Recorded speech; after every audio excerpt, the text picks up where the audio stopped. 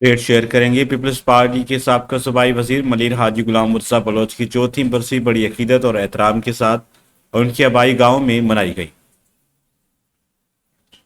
اسلم پالاری کی رپورٹ کے مطابق شہید غلام مرتضیٰ بلوچ کی چوتھی برسی ان کے آبائی گاؤں گڈاپ میں عقیدت اور احترام سے منائی گئی۔ تقریب کا آغاز فاتح خوانی سے کیا گیا۔ مرحوم کے ایصال ثواب کے لیے قرآن خوانی اور دعا کا اہتمام بھی کیا گیا۔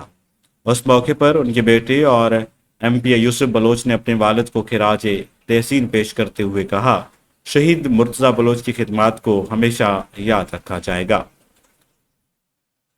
جبکہ اس موقع پر پارٹی رہنماؤں میں وزیر بلدیات سعید غنی، ایم این اے جام عبدالکریم، ایم پی اے ساجد جوکھیو اور ایم پی اے راجہ رزاق وقار مہدی، مارکیٹ کمیٹی کے چیئرمین علی زمان جوکھیو، یو سی درسنا چنا کے وائس چیئرمین مرتضیٰ یار محمد بلوچ، چیئرمین نبی بخش پالاری، ذوالفقار پالاری، خالد پالاری اور کارکنان میں جیالوں کی بڑی تعداد بھی شرکت کی۔